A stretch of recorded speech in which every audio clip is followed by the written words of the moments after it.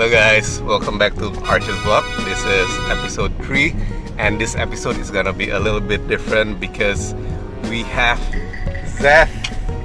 He will be holding the camera and for this vlog he will be editing it. The reason being is nantilah kita ceritain. Oke Zeth. Siap, let's go. Oh ya kak, gue kan masih umur 20-an ya. Dan gue masih kayak mau ngerintis gitu, ngerintis bisnis. Nah kira-kira kak Arsya ada saran gak untuk kayak anak-anak muda gitu yang mau bikin bisnis atau masih merintis gitu? Cari idenya gimana? Iya. Oke. Maybe satu hal yang bisa gue kasih tahu dulu di depan adalah jangan kebanyakan teori. So, karena my background is from business, gue kuliah juga ngambil akuntansi, belajar banyak mengenai teori ekonomi segala macam. So there are tons of theory kayak misalkan the Porter's Five Forces lah, SWOT analysis lah, BCG's matrix lah, McKinsey 7S's lah. So lo kalau kebanyakan teori buat nyari sebuah ide bisnis itu tuh akhirnya lo nyangkutnya lo nggak gerak gitu. So I think my advice adalah just do it dulu and then you learn from your experience, learn from your mistake and you grow from it gitu. Cuman there's this one book yang gue nemuin sebuah teori yang I think it's very good dan ini gue pakai juga. Jadi ya dulu banget ada buku yang gue baca namanya The $100 Startup dan di dalam buku itu ada ngasih teori mengenai cara nyari bisnis yang tepat buat kalian tuh gimana.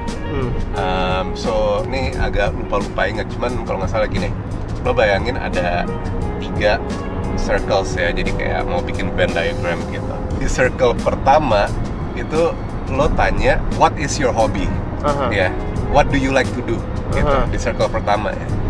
Circle kedua lo tanya what is it that you are good at, yang emang lo jago, lo punya skill, lo punya kemampuan yang mungkin lebih dari standarnya orang biasa gitu misalkan ya. It's like ikigai gitu. No, it's a bit different. Karena di circle ketiga di situ lo tanya what does the market needs. Oke. Jadi marketnya ada demand kan. Nah kenapa? Karena lo bayangin circle pertama kan pertanyaannya yang lo suka lakuin apa, what is your hobby gitu. Nah lo katakan kan lo jawab lo suka berenang, ya. Circle keduanya pertanyaannya adalah lo jago nggak? Nah misalnya lo jawab yes, lo jago berenang. Circle ketiga ada marketnya nggak? Nah misalkan katakan lo di negara yang sama sekali nggak ada kolam renang gitu. Walaupun lo suka berenang, lo jago berenang, tapi nggak ada orang yang mau nyari orang buat latihan berenang. There's no market ya. There's no market gitu. Jadi those 3, nah tengahnya kan kalau Venn diagram tengahnya ketemu kan. Nah that's the sweet spot namanya. That's the sweet spot. Jadi misalkan gue waktu itu mikirnya simple aja kayak what am I good at, what is it that I like to do, what am I good at, what does the market need. Jadi itu salah satu building foundation dari my framework of thinking pada saat menemukan bisnis atau lagi mau cari ide bisnis gitu.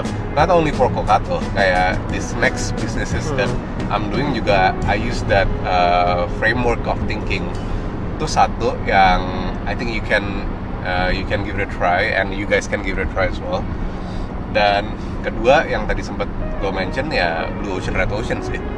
Kayak if you're entering a market, if the market is Red Ocean tuh udah terlalu banyak pemain, udah saturated banget, udah rame.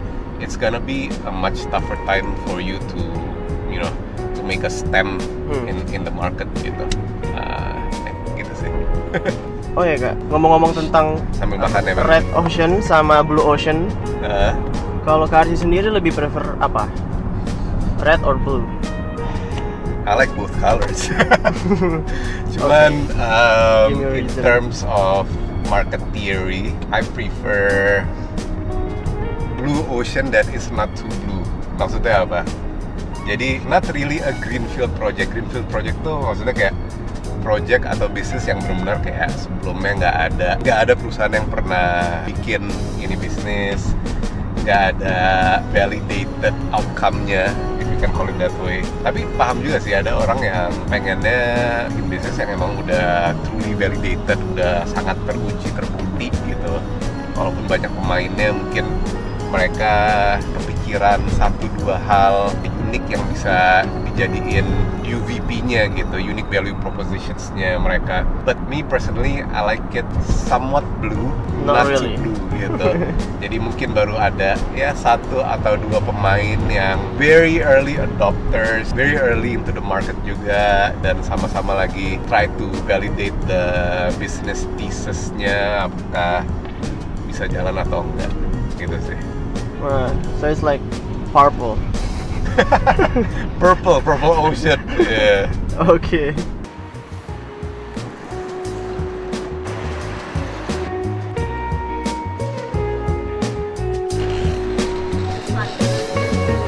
Wah, banyak nih buku. Wah, ada recommended nggak? This book is so damn good, beneran. Kemarin, let's just say 2 bulan terakhir was a very tough period for me, and this book really helped me a lot. Harus baca, beneran. When things don't go your way. Ini basically kayak ini nggak sih? It is what it is. No, in a way, tapi sebenarnya it's more about during tough times, how can you see clarity out of all the problems or the misfortunes or the issues that you are facing. Dan apa ya, it helps me to gain better understanding of what happiness truly is, and to be more accepting of the situations, to understand that looking inwards into ourselves is more important than thinking about externalities, you know. Udah, bagus banget. Okay. Oh, ini juga bagus banget. Ini bagus banget.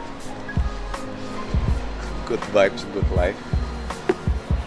Jadi, kalau ini buku, I don't know if you know, ada buku namanya The Secret.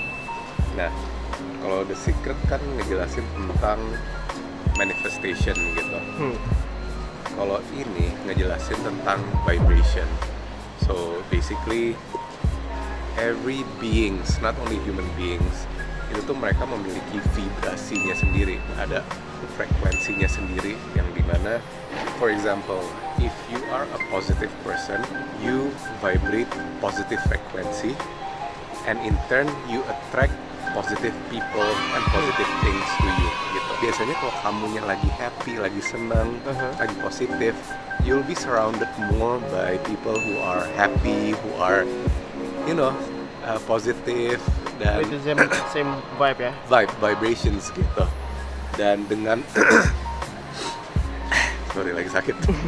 Dan dengan sendirinya, if you are vibrating a certain way, you also attract those around you yang lagi vibrate sama gitu. Makanya kalau bahasa gaulnya tuh sekarang kayak, wah gue nge-vibe banget nih, ya kan? Atau enggak, wah ini orang vibey banget nih, gitu loh bahasa kerennya. But this book really makes sense of it all. Bahkan sampai ada satu teori secara science ya, scientific theory, yang ngasih bukti bahwa hal-hal yang kita omongin gitu ya, hal-hal misalkan kita ngomong sesuatu yang positif, itu tuh secara reaksi kimianya beda. Jadi dia dijelasin, ada profesor Jepang, dia ngelakuin riset air, ini air mineral biasa ya, air putih. Dia berhari-hari ngomong hal-hal yang buruk ke air itu, kayak misalkan jelek lo, setan lo, pokoknya hal-hal yang negatif lah. Pernah lihat. Dan pas dilihat under microscope, bentukan molekul dari air itu jelek banget. Nah, terus habis itu dilakuin riset lagi, air lain dikasih kata-kata yang baik, kayak you are great, you are amazing, segala macam, all the positive things. terus dilihat under molecule itu bentukan airnya perfect kayak misalkan lo ngeliat di film-film kayak snow yang beku gitu kan bentuknya kayak gitu ya. kayak gitu. It's a perfect shape of water molecule basically. So it's scientifically proven. Jadi I think it's a good reminder for all of us to always try to be positive as much as we can. Good vibes. Yeah, good vibes in our action, in our words, and in our thinking as well. Okay. Very good. Good vibes.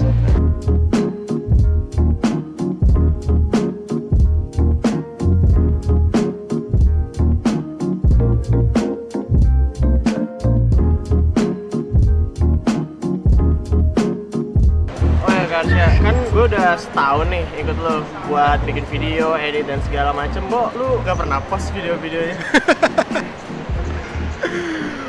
Soalnya editan lo jelek. Enggak lah, bercanda. Jadi, Zeth ini tuh emang udah banyak bikinin video pas 2 tahun lalu kompetisi drifting segala macam. Udah setahun lah, mungkin ada kali 10 video dia bikin, tapi nggak ada satupun yang gue post di YouTube.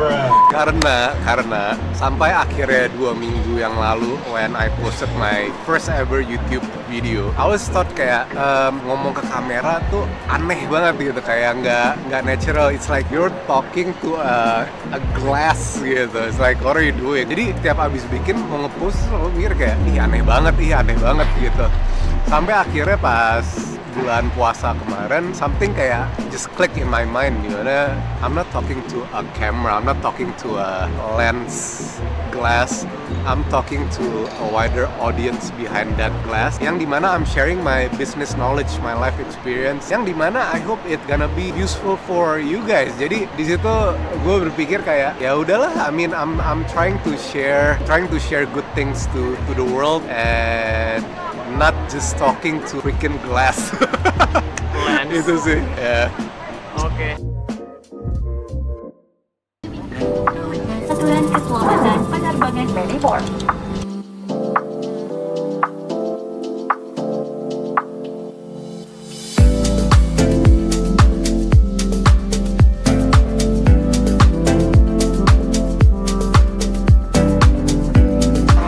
Akhirnya Bali. Welcome to Bali. Tunggu, kita ngapain di Bali nih? Kita di sini buat menikmati udara cerah, buat minum air kelapa, makan nasi Bali, bebek Bali, enggak lah. We are here to work because kita perlu kerja biar bisa mendapatkan masa depan yang lebih cerah. Now we're here to check on a progress of a project that I've been doing for the last couple of years, and it's part of my new business. You'll see.